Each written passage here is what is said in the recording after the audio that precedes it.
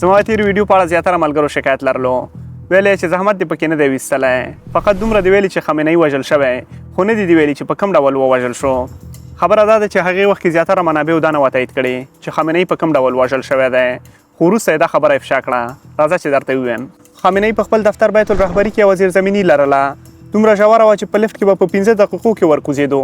که وګورو په دې زیرزمیني باندې حمله کول ناممکنه وه. د اسرائیلو استخباراتو دا معلومه کړې وه چې خامنه‌ای په کومه ورځ د دې زیرزمیني نه راوځي. د برید نه څو ورځې وړاندې امریکا 11 F-22 جیټ الوتکې د اسرائیلو ابوډا ایربیس ته ولېږلې. دا کار یې دې دپاره وکړو چې ایران ته داسې وښیي چې موږ د دې بیس نه په تا حمله کوو. خو جالبه دا ده چې په ایران باندې د دې بیس نه حمله ونه شوه، بلکې د نورو بیسونو نه پرې برید وشو او د ایران استخبارات یې دې کار سره سخت وغولول. د حملې په ورځ اسرائیل اول د ایران دفاعي سیسټم په نښه کړو. دې کار لپاره یې د EA-18G جیټ طیارې نه کار واخیستو. د امریکا په جیټ طیارو کې یو بل پرمختللی سیسټم هم شته چې د الوتکې کاذب انعکاسي تصویر خپروي. په دې سره د دښمن دفاعي سیسټم دا نشي تشخیصولی او پرې مزایل وایي چې دې سره اصلي جیټ بچ کیږي. په هر صورت د ایران بخت هغه وخت کوټه شو کله چې د دوی دفاعي سیسټم ونړېدو او د اسرائیلو جیټ طیاره د دوی د سیسټم نه تېره شوه او خامنه‌ای د خپلو 40 لوړپوړو چارواکو سره ووژلو.